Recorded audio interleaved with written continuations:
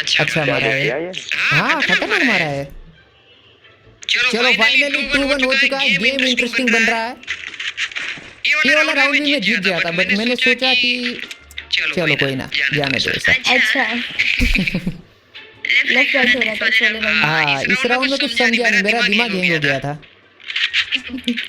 ओ ये देखो डब्बा आया एयर ड्रॉप। इसमें हम एयर ड्रॉप नहीं लूट सकते हो क्या? ओ यार मैंने एक ही एयरप्लेन खरीदा, दूसरा भी खरीदना है। सॉरी चलो अब हो गया, कोई टेंशन नहीं है। भाई ऐसे कैसे फंस रही है उंगलियां? अच्छा अभी तक तो एक गोली लग भी जाती। आप लोगों में रूल है क्या, आप जो कस्टम करते हो उसमें सामने वाला ग्लू वॉल डाले उसके बाद ही स्टार्ट समझने का ऐसा? मुझे नहीं मालूम। अच्छा